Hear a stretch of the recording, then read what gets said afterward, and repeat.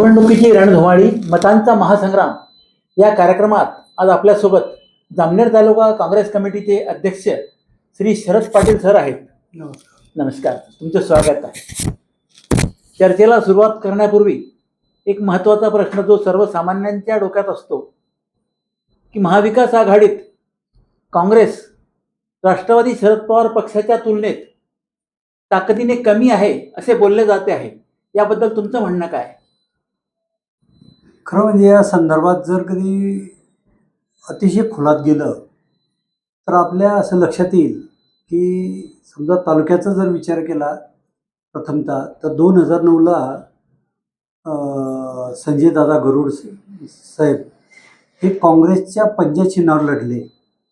त्यावेळेस फक्त 7,500 मतांनी त्यांचा पराभव झाला होता. आणि संजय दादा हे 2019ला त्यांनी राष्ट्रवादीच्या चिन्हावर घड्याळ चिन्हावर लढले तर त्यांचा 36,000चा पराभव झाला. त्यामुळे याच्यातून लक्षात येतं हे ॲनालिसिस की काँग्रेसला मानणारा मतदार हा फार मोठा आहे. म्हणून काँग्रेसची ताकद काही कमी नाही आहे. फक्त ही जागा जी आमच्या दुर्दैवाने ही त्यांच्याकडे वाटाघाटीमध्ये जाते. त्यामुळे आपल्याला असं वाटतं, पण मतदार राजा जो आहे तो काँग्रेसच्या पाठीशी मोठ्या प्रमाणावर आहे. गेल्या काही निवडणुकीपासून जागा नेहमी राष्ट्रवादी शरद पवार पक्षाला मिळत आहे. तुम्हाला का डावललं जातं मग?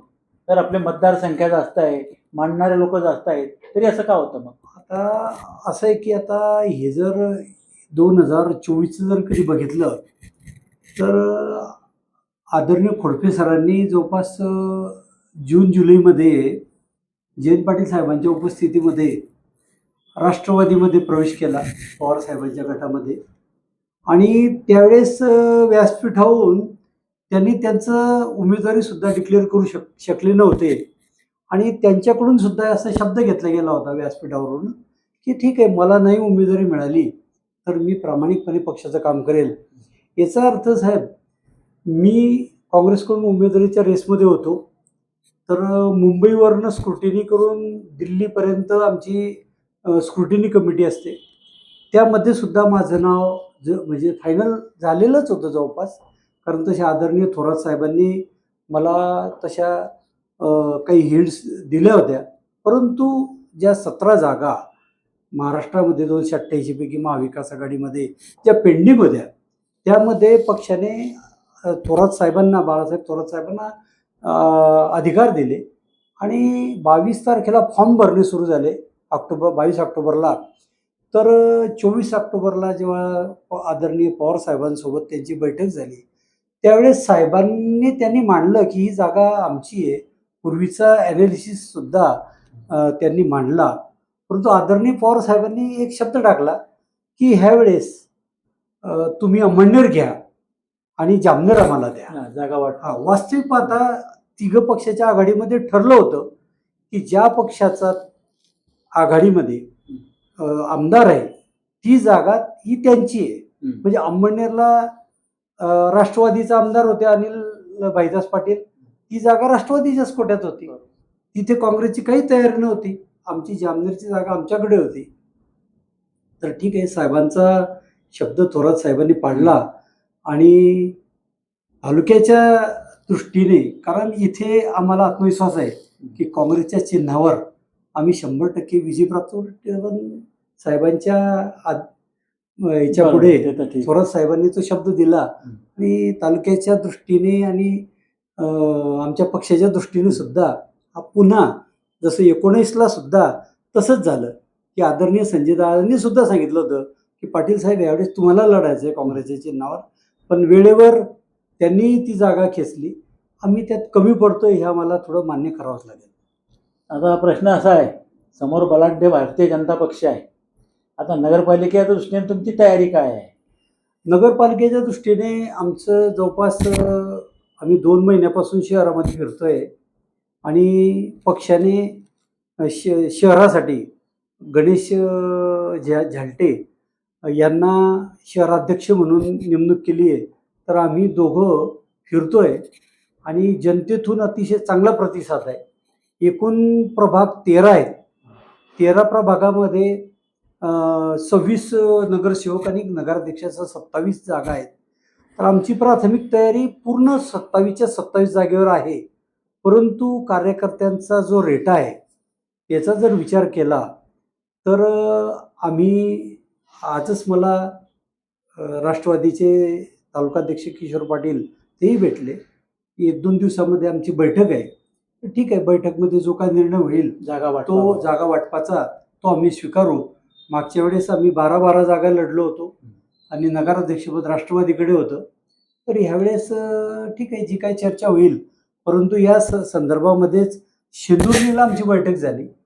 राष्ट्रवादीकडून खोडपे सर होते, शेलीची मंडळी होते, आमची काँग्रेसची मंडळी होती, तिथले शहराध्यक्ष अमरीश गरुड सुद्धा होते. आणि तिथे जवळपास त्या बैठकमध्ये हे क्लिअर झालेलं आहे जवळपास पिक्चर की तिथे आम्ही आघाडीने सामोरे जातोय.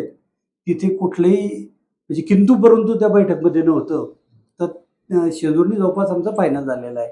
फक्त जागा शेअरिंगचं जे काय ते 3 शहराध्यक्षांना आम्ही अधिकार दिलेला आहे बघा. आणि ते तर म्हणजे तिथे काही वादाचा प्रश्नच नाही आहे. आता इथे प्रथमतः आमची बैठक होईल, आमची तयारी आहे आणि नगरपालिकेच्या दृष्टीने आमच्याजवळ अतिशय चांगले मुद्दे आहेत. तर तुम्ही एक बघितलं की जामनेर शहरामधून जो रस्ता जातो, वास्तविक पाहता आता मी सिव्हिल इंजिनियर आहे आणि पॉलिटेक्निकला म्हणजे एक सांगायचं तुम्हाला म्हणून महत्त्वाचं सांगतो की 3 विषयामध्ये गव्हर्नमेंट पॉलिटेक्निकला 3 विषयामध्ये मी महाराष्ट्रात पहिला होतो आणि 10वीला सुद्धा इथे मी पहिला होतो. बुद्धिमत्तेची आम्हाला काही कमी नाही आहे.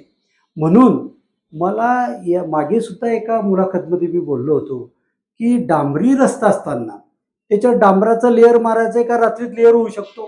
पण जनतेची किती गैरसोय झाली, किती ॲक्सिडेंट झाले, किती लोक त्यात मृत्युमुखी पडले हे आपण पाहतो. तर हे आदरणीय गिरीश भाऊ जल मंत्री आहेत, त्यांच्याकडे इंजिनियरचा मोठा ताफा असतो. त्यांनी हे करायला नको, त्या खूप अडचणी आहेत. आणि आज मी तर तुम्हाला सांगतो की तुमची टीम आमच्याबरोबर या आणि तुम्हाला गावातले कॉलन्यातले रस्ते दाखवतो. अक्षरशः खड्डे पडलेले अतिशय दुर्दशा आहे. आणि मी नगरपालिकेत जेव्हा गेलो होतो तेव्हा शिवण्णा बोललो, म्हटलं साहेब एकही धूर फवारणी होत नाही, फिनाईलचं एक सुद्धा लिटरचं डब्बा आम्हाला दिसत नाही. तर हे तुमचे बिलिंगचं द्या, ते आम्हाला देत नाही आहे. त्यांना त्या दिवशी मागणीसुद्धा केली, अद्याप त्यांनी आम्हाला दिलेलं नाही आहे. आणि जे ड्रेनेज सिस्टम आहे सांडपाण्याची ते त्यांनी जी खालून केली, रस्ता खोदले, चांगले रस्ते खोदले आणि सेंटरला गटर केली आणि त्या गटरीतून हे जात आहे. आता तुम्ही सुद्धा जामनेर शहरात राहता, आमचं बाथरूम जे आहे माझं स्वतःच्या घराचं हे 2ऱ्या मजल्यावर आहे. तिथे ते बारीक बारीक आड्या येतात, बारीक बारीक किटाणू येतात. ते एवढा वर जर लिफ्ट होत आहे तर बाकीच्या ठिकाणची काय परिस्थिती राहील. कधी त्याची स्वच्छता नाही आहे. म्हणून माझं तर काँग्रेस पक्षाच्या वतीने यांच्यावर हा आरोप आहे की यांचं जामनेर शहरावर लक्ष नाही आहे. फक्त रस्ता म्हणजे डांबरीकरणावर कॉन्क्रीट टाकलं म्हणजे असं आमच्या इंजिनिअरिंगच्या इतिहासामध्ये कधी होत नाही. डांबरीकरणच पाहिजे. ह्या चुकीच्या गोष्टी खूप घडत आहेत. कोणतंही व्यवस्थित कामकाज ह्या नगरपालिकेच्या माध्यमातून यांचं होत नाही. उलट माझं तर एकनाथ शिंदे साहेब जेव्हा आघाडीचं सरकार होतं त्यावेळेस मी इथल्या नगरपालिकेची ऑडिट वर्गची तपासणी लावा तर ती लागली नाही. असे बरेचसे प्रकार यांच्याजवळ आमच्या बाजूला ठेवू आपण. आमच्याजवळ नगराध्यक्षपदासाठी तुमचा उमेदवार कोणी? आमच्याकडे नगराध्यक्ष पदासाठी जवळपास एक जग्गू बोरसेंच्या मिसेसचं नाव काय तर त्यांच्या मिसेसचं एक नाव आहे. एक शंकर भाऊंनी त्या दिवशी आमचं जी आढावा बैठक होती त्या दिवशी त्यांनी भावना व्यक्त केल्या. आणि एक महिला आयोगाच्या माजी सदस्या विश्वदे मॅडम यांनी सुद्धा मागणी केली. आणि एक मराठा समाजातून सुद्धा एक चांगलं नाव आमच्याकडे येत आहेत. पण अजून ते डिक्लेअरेशन नाही. आणि काही खेड्या अशा आहेत, शेवटी राजकारण आहेत, तर मुस्लिम समाजातून सुद्धा, कारण काँग्रेस हा असा पक्ष सर्व धर्म समभाव, तर मुस्लिम समाजातून सुद्धा आमच्याकडे जी इरफान भाई कार्यकर्ते त्यांच्या मिसेसची सुद्धा आमच्या पक्षाकडे मागणी आहे. आणि आम्ही आज उद्यापर्यंत सर्व फॉर्म त्याचे भरून घेतोय. तर ते जवळपास नगराध्यक्षपदाचा उमेदवार राष्ट्रवादीचा असेल का तुमचा असेल? त्याच्यामध्ये आम्ही खरं तुम्हाला सांगायचं म्हणजे आम्ही त्याच्यात त्यांच्याशी जास्त वाद करणार नाही. जर समजा जी काही चर्चा होईल ते आम्ही आमच्या वरिष्ठांना कळवू. आमचं सिस्टम असं आहे साहेब काँग्रेसचं, की इथे ह्या पातळीवर कुठलाच निर्णय होत नाही. आमचा इथला अहवाल जे काही बैठकीचा राहील ते शहराध्यक्ष गणेश भैया आणि आम्ही हा आता आमचे 6 का 7 तारखेला जिल्हा बैठकीत तिथे देऊ. तिथून तो मुंबईला जातो आणि जे काही मागणी आमच्याकडे लोकांनी कार्यकर्त्यांनी केलेली आहे ती सर्वांची मागणी आम्ही तिथं मांडणार आहोत. राष्ट्रवादीच्या बैठकचा इतिवृत्त जे काही होईल ते सुद्धा मांडू. शेवटी वरिष्ठ पातळीवर जो काही निर्णय होईल त्यांनी सांगितलं की स्वतंत्र लढा, तर स्वतंत्र लढण्याची तयारी आहे. कारण कार्यकर्त्यांची मानसिकता अशी आहे की लोकसभा राष्ट्रवादी लढते, विधानसभा राष्ट्रवादी लढते, तर पंजा कधी देशील लोकांना? हे पंजाचं चिन्ह जे काय आहे शेवटी इलेक्शनमध्ये निवडणुकांमध्ये जे पराजय होतो, परंतु पक्षाने जर आदेश दिले आम्हाला स्वतंत्र लढा तर स्वतंत्र लढण्याची सुद्धा आमची तयारी आहे. बरोबर. आता प्रश्न असा आहे, काँग्रेसने यापूर्वी मागच्या निवडणुकीत सुद्धा जेव्हा तुम्ही लढले तेव्हा मतांची टक्केवारी तुम्ही बघा किती कमी होती त्या मानाने. याचा अर्थ तुमचं पंजा चिन्ह जे आहे ते घरोघरी पोहोचलं नाही का? आमचं तुम्ही जर कधी बघितलं समजा की उमेदवारीच्या आपल्या उमेदवाराच्या मतदानाच्या संदर्भात जर कधी बघितलं तर ठीक आहे. आता समजा आमचा स्वतःचा वार्ड आनंदनगर होता. त्या आनंदनगरमध्ये 800-850 मतं आम्हाला मिळाले होते, हे काही कमी नाही आहे. परंतु आमचा पुढचा आरोप आम्ही असं म्हणत नाही आम्ही पराजय झालो म्हणून की बा आमचा ईव्हीएमवर आरोप आहे. आमचं तर खरोखर त्यांना म्हणणं आहे की ठीक आहे, देश पातळीपासून तर ग्रामीण पातळीपर्यंत आज भाजपाची सत्ता आहे. तर असं आमचं मागणी आहे त्यांनी की मतपत्रिकेवर मतदान घ्या, दूध का दूध और पाणी का पाणी होईल. तरी पण आम्ही निराश न होता जे काही असेल त्याला सामोरे जातोय. आणि ह्या माध्यमातून एक मुद्दा सुद्धा तुम्हाला सांगतो साहेब की आमचं असं म्हणणं आहे की जी व्हीपॅट आहे, व्हीपॅट लावा. त्याची जी चिठ्ठी एटीएम सारखी आपण पैसे काढला तर एटीएमची जशी चिठ्ठी निघते तशी मतदाराच्या हातात ती चिठ्ठी द्या, ती मतपेटीत टाका, त्याची आणि त्याची मतमोजणी करा. म्हणजे तुमचा ईव्हीएम आणि व्हीपॅटची बी होईल आणि ती होईल.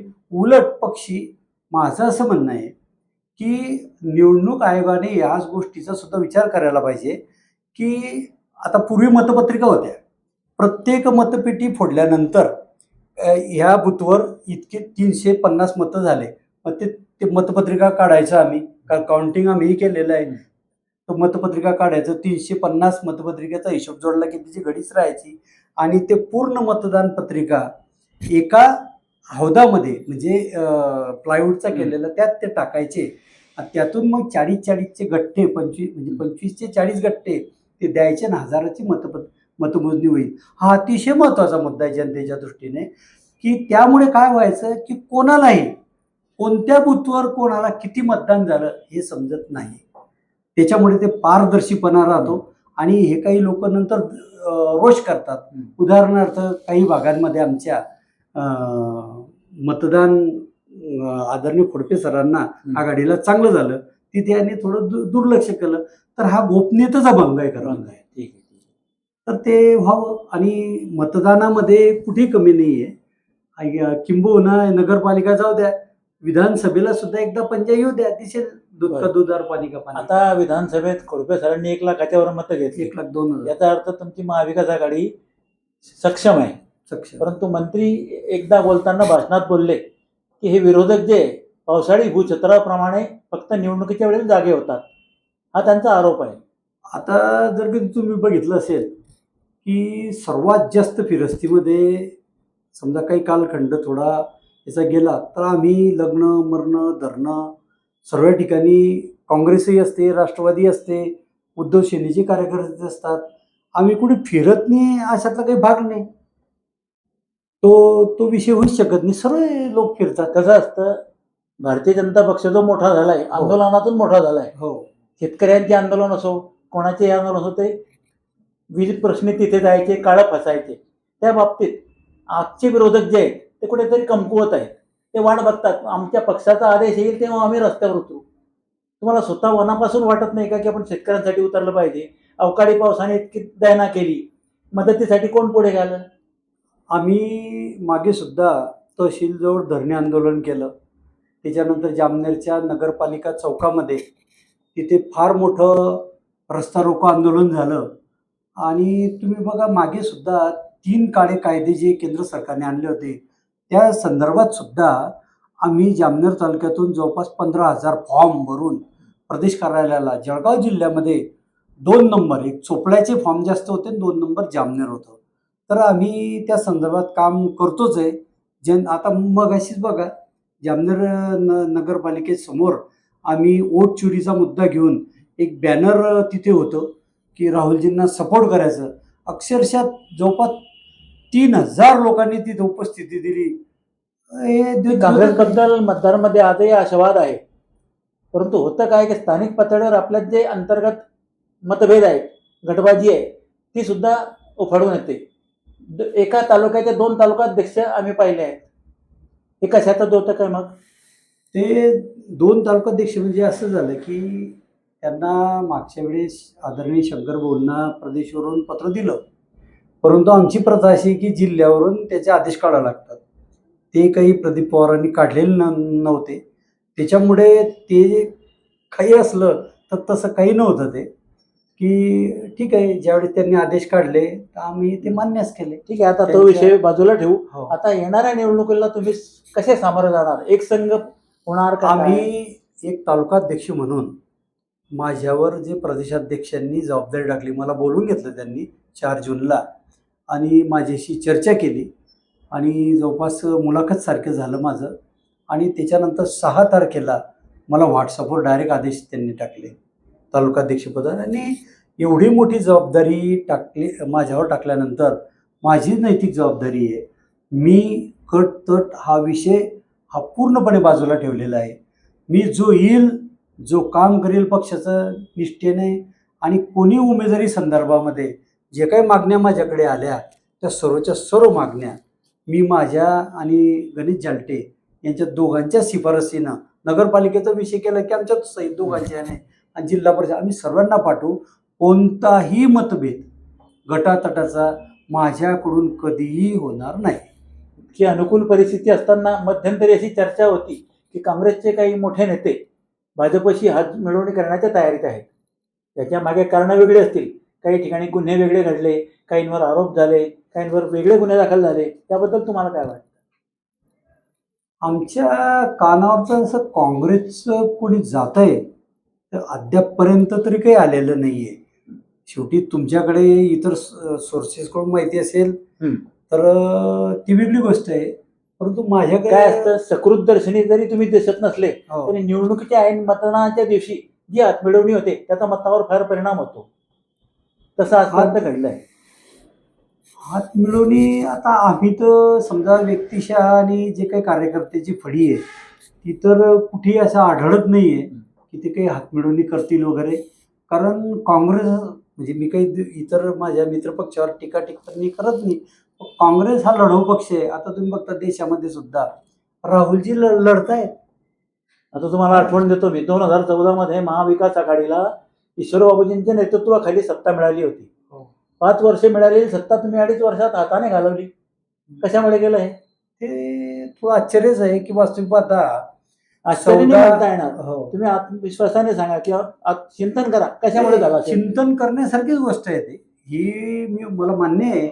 14 नगरसेवक असताना 6 नगरसेवक असलेली व्यक्ती नगराध्यक्ष होते. हे थोडं चिंतन करण्यासारखी परिस्थिती आहे. पण यापुढे असं काही होणार नाही. कारण 2014 म्हणजे 17 मध्ये ही घटना घडली चिंतन करण्याची. आणि आज समजा 2025 आलं, या चिंतन काळात काय घडलं?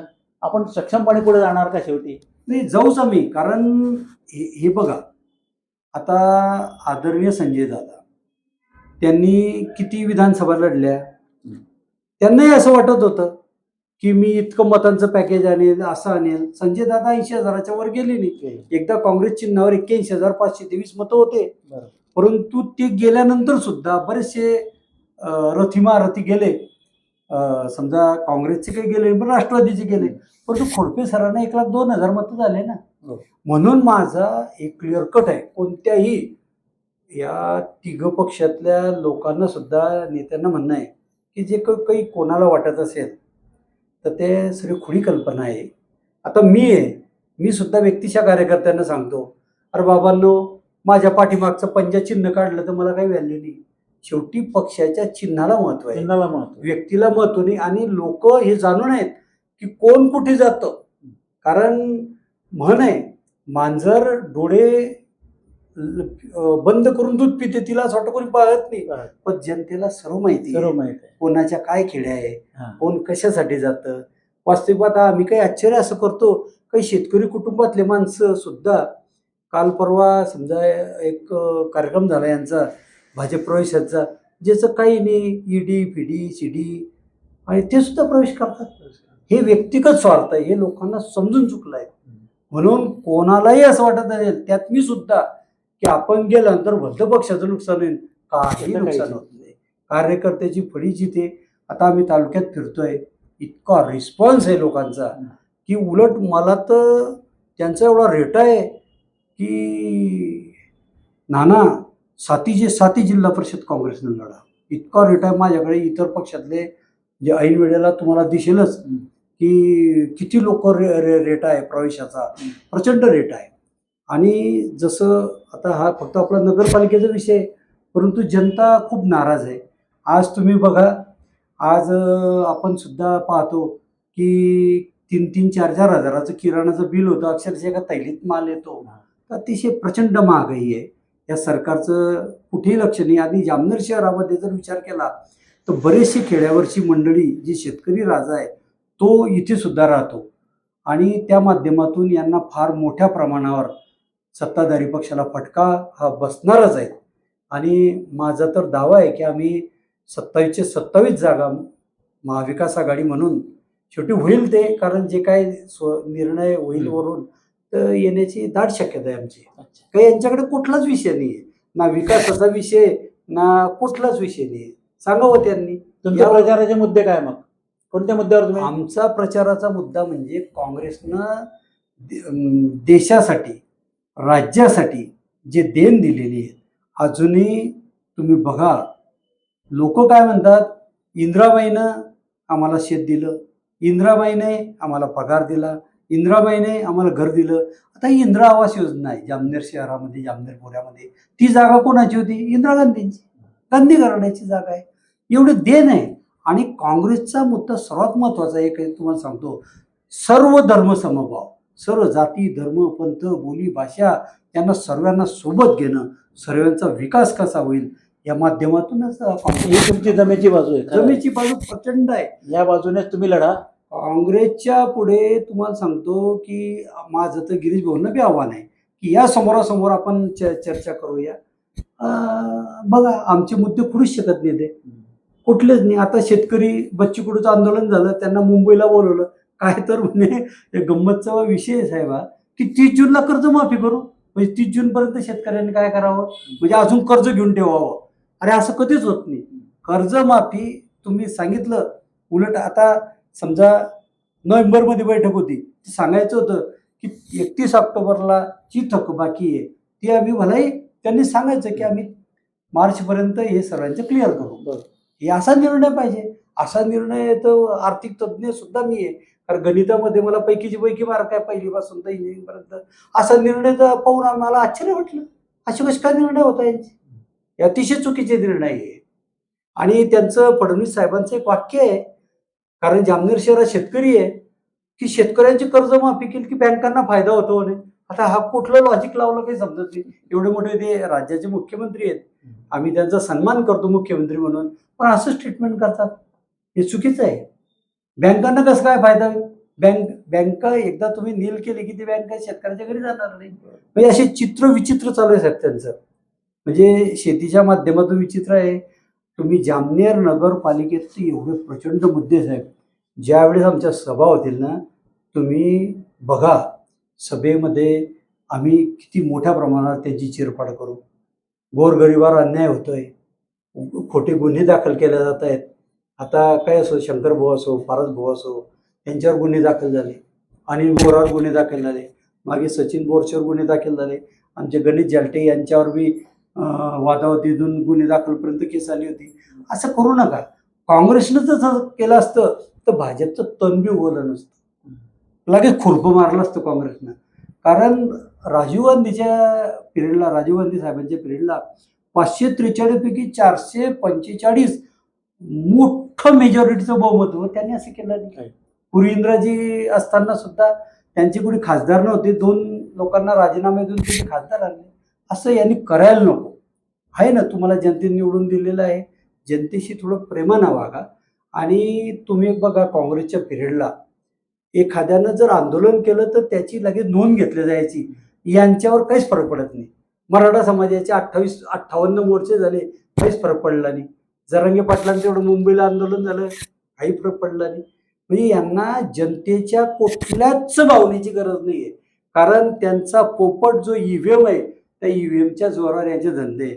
माझा तर दावा आहे साहेब, नगरपालिकेला त्यांनी मतपत्रिका आणाव्या आणि एक सुद्धा जागा जिंकून दाखवावी. एक जागा जिंकून, प्रचंड पैसा किती होतो द्या त्यांना.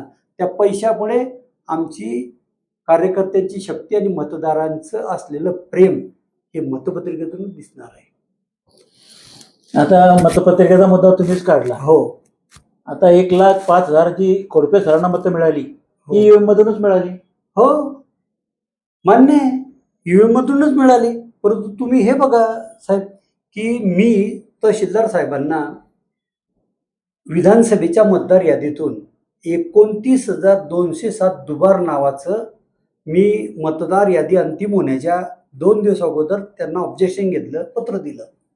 आणि त्यासोबत मी त्यांना PDF दिली तहसीलदार साहेबांना. 29,200. आज बी माझ्याकडे ती PDF आहे, तुम्हालाही मी टाकून देतो वाटल्यास.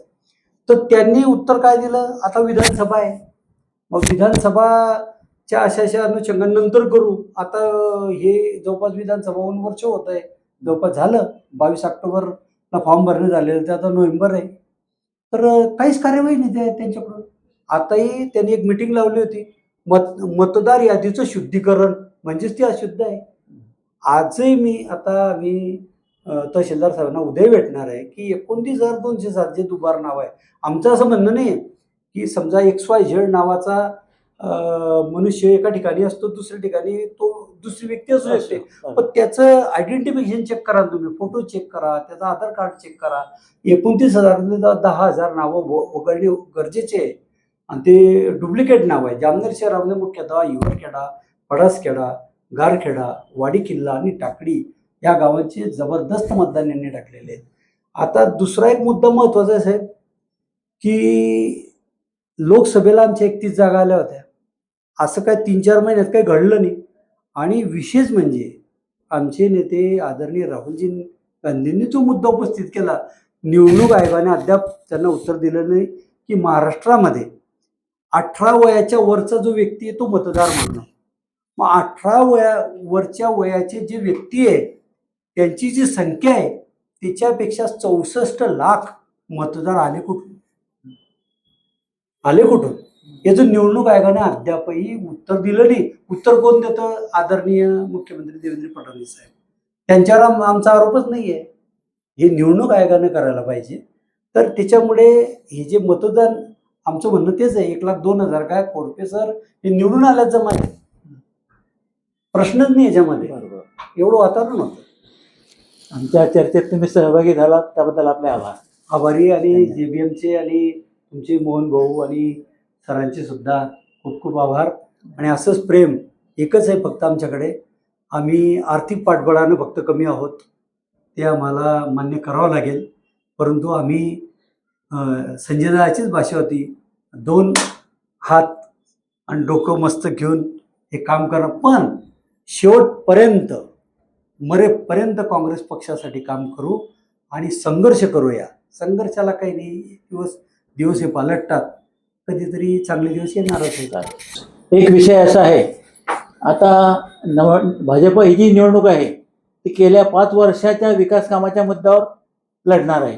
आता तुम्हाला तुमचा विकासाचे दृष्टिकोन कसा, त्यांनी केलेला विकास तुम्हाला मान्य आहे का त्यावर काही तुमचे खुलासे आहेत, काय करणार तुम्ही? नाही, मी तर त्या मुद्द्यावर एक सांगितलंच आहे की रस्ते खराब आहेत, बाकीचे इन्फ्रास्ट्रक्चर खराब आहेत. त्याच्यानंतर काम अतिशय लोअर दर्जाचं होतं आहे. आणि तुम्ही पाहिलं असेल की गिरीश भाऊ आदरणीय मंत्री महोदय यांना ओळख काय होती, टपरीवरचे आमदार. पण त्यांनी त्या टपऱ्यावाल्यांकडे बघितलंच नाही, सरळ टपऱ्या हटवून टाकल्या. वास्तविक ते गाडे होते, खालचे गाडे त्यांना द्यायला पाहिजे होते, तर हातगाडीवाले वगैरे सगळे बेरोजगार करून टाकले त्यांनी. याला काही विकास म्हणत नाही. गोरगरिबांचा जो विकास असतो तोच खरा विकास असतो. मोठ्या माणसांना तर सर्व गोष्टी मिळतात, पण गरिबांसाठी जे काम असतं तेच महत्वाचं आहे. त्यामुळे तोही फार महत्वाचा मुद्दा आहे हातगाडीच्या दृष्टिकोनातून. आभारी. थँक्यू.